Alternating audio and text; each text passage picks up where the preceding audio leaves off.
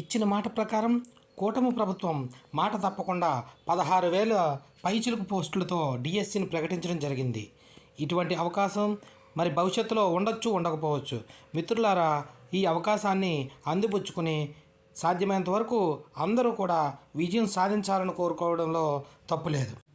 ఈ డిఎస్సిలో విజయం సాధించాలంటే ఎస్జిటి వారు కావచ్చు, స్కూల్ అసిస్టెంట్లు కావచ్చు, వ్యాయామ ఉపాధ్యాయులు లేదా స్పెషల్ ఎడ్యుకేషన్ టీచర్స్, అలాగే ఇతర మైనర్ మీడియం వారు కావచ్చు. ఎవరైనప్పటికీ మన ముందు ఉన్న ఒకే లక్ష్యం ప్రణాళికాబద్ధంగా కృషి చేయడమే. ఎవరైనా సరే తగిన ప్రణాళికతో ముందుకు వెళితే ఖచ్చితంగా విజయాన్ని సాధించవచ్చు. ఈ డిఎస్సికి ప్రిపేర్ అయ్యే విద్యార్థులందరూ కూడా తగిన పట్టుదలతో ప్రతిరోజు కూడా ఏం చదువుతున్నాము, ఏం చదవాలి, ఏ అంశాలు ఈరోజు చదివాము, రేపు చదవలసినవి ఏమిటి అనేది ఆలోచించాలి. అంతేకాకుండా ప్రతిరోజు కొన్ని సబ్జెక్టులకు ఎక్కువ ప్రాధాన్యత ఇస్తూ చదవాలి.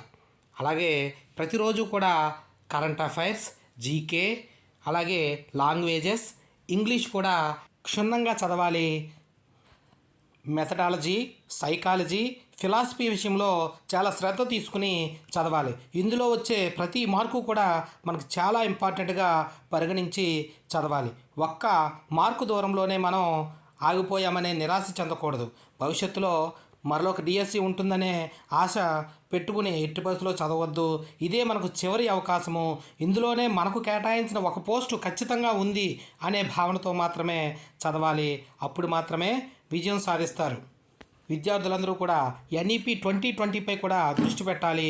కూటమి ప్రభుత్వం ఎప్పుడైతే అధికారంలోకి వచ్చిందో అప్పటి నుంచి కూడా మనం కరెంట్ అఫైర్స్ని క్షుణ్ణంగా చదవాలి. అంతేకాకుండా గత చంద్రబాబు నాయుడు గారి పరిపాలనలో ప్రవేశపెట్టినటువంటి కొత్త పథకాలు ఏ రోజు ప్రవేశపెట్టారో ఆ తారీఖులను క్షుణ్ణంగా చదవాలి. సిలబస్లో ఇచ్చిన ప్రకారం ఏ అకాడమిక్ ఇయర్ పుస్తకాలను చదవమని మనకు కేటాయించారో ఆ పుస్తకాలను ఖచ్చితంగా చదవవలసిందే. అంతేకాకుండా ఆ పుస్తకాలను ఏ స్టాండర్డ్ వరకు చదవమని నిర్దేశించారో ఆ స్టాండర్డ్ వరకు కూడా ఖచ్చితంగా చదవాలి. ప్రతిరోజు కూడా మీరు చదివిన అంశాలపై ప్రాక్టీస్ బిట్లు సబ్జెక్టుల వారీగా చేసుకోవడం చాలా మంచిది. ఇది చాలా వరకు ఉపయోగపడుతుంది. మీరు ఎన్ని సబ్జెక్టులు చదివితే అన్ని సబ్జెక్టులు రోజువారీగా ప్రాక్టీస్ బిట్లు ఆ రోజే కంప్లీట్గా పూర్తి చేసుకోవాలి. తప్పు అయినటువంటి సమాధానాలను వెంటనే రివ్యూ చేసుకోవాలి. తద్వారా మీరు మంచి మార్కులు సాధించడానికి అవకాశం ఉంటుందని నేను తెలియజేయడం జరుగుతుంది.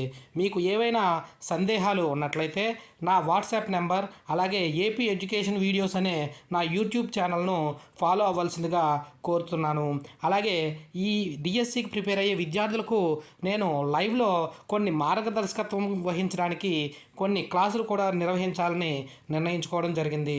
ఆ క్లాసులకు ఎటువంటి ఛార్జ్ వసూలు చేయడం జరగదు.